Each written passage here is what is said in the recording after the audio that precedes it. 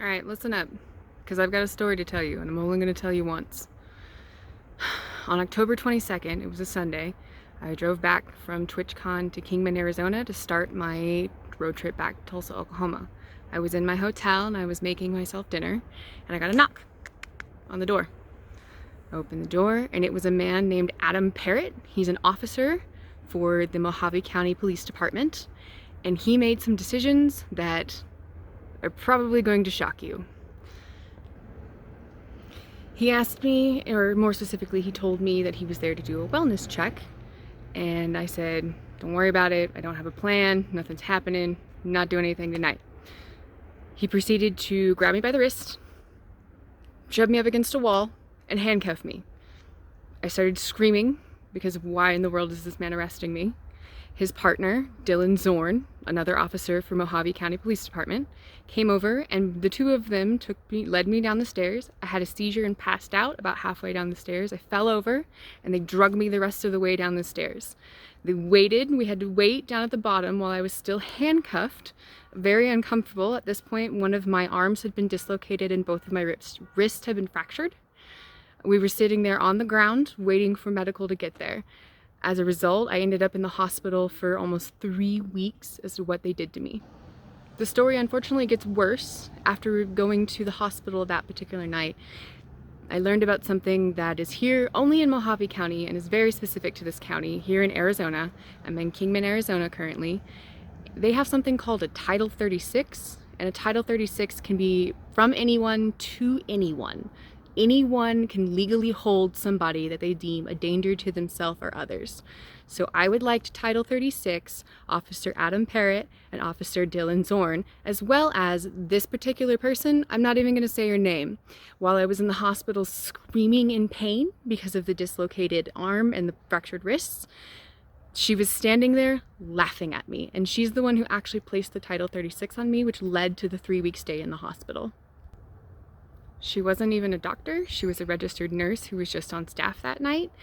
And while I was there trying to explain to her, she simply laughed at me and told me I had no choice. I told her if she admitted me to a mental institution, I would get worse. My mental state would get worse. I needed physical help because I had injuries from being violently arrested and dragged down a staircase. She refused to treat my injuries and instead had me sent to a mental hospital for 3 weeks.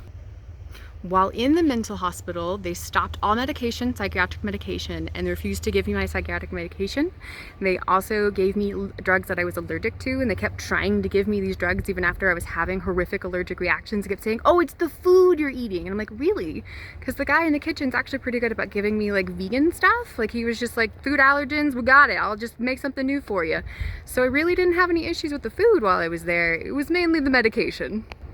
And after they let me out, they gave me a shot right before I left. It's called the In Vega shot. It's an antipsychotic. And the particular shot that they gave me, turns out I'm really allergic to that one.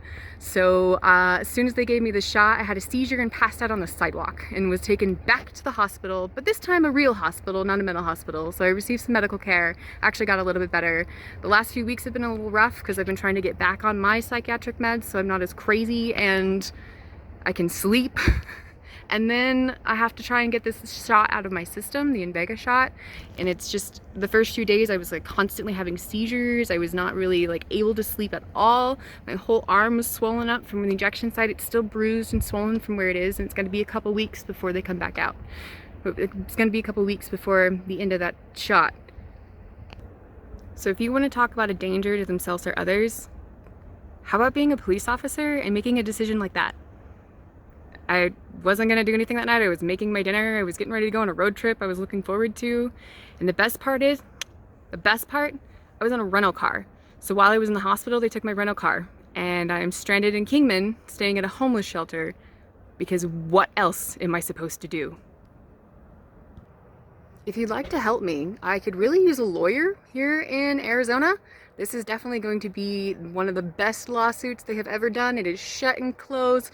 It is so easy because the police have body cameras, so everything that they did is fully recorded. And it's just gonna show them making bad decisions and arresting someone who didn't need to be arrested and then having me hospitalized for no reason. while I was in the hospital, I got progressively worse. I stopped sleeping. My suicidal tendencies were even worse because they took me off my psychiatric medicine. I'm sorry. I don't know who initially made some of these decisions. I don't know why they made these decisions, but I can tell you for sure that Officer Parrott, Officer Zorn, and this person, I'm not gonna say her name, definitely need a Title 36.